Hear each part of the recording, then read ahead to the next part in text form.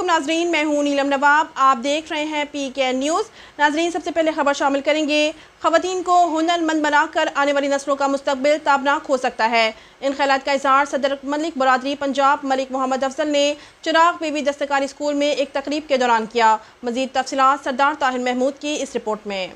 آپ صلی اللہ علیہ وآلہ وسلم نے عورت کو جو مقام دیا، ہمیں اس سبق کو یاد رکھتے ہوئے لڑکیوں کی تعلیم کو اہمیت دینا ہوگی، کیونکہ خواتین گھریلو کام کاج کے ساتھ ساتھ ہنرمندی کے ذریعے مفید شہری بن سکتی ہیں۔ ان خیالات کا اظہار ملک برادری پنجاب کے صدر حاجی ملک محمد افضل چراغ بی بی دستکاری اسکول جوڑا سیان میں طالبات سے خطاب کرتے ہوئے کیا۔ اس موقع پر میجر ڈاکٹر شہزاد علامہ افتخار ملک محمد بوٹا اور دیگر بھی موجود تھے۔ حاجی افضل نے مزید کہا کہ جو طالبات کسی وجہ سے آگے تعلیم جاری نہیں رکھ سکتی، وہ پرنسپل صاحبہ سے رابطہ کریں تاکہ ملک ٹرسٹ اپنی ذمہ داریوں کو بھی نبھا سکے۔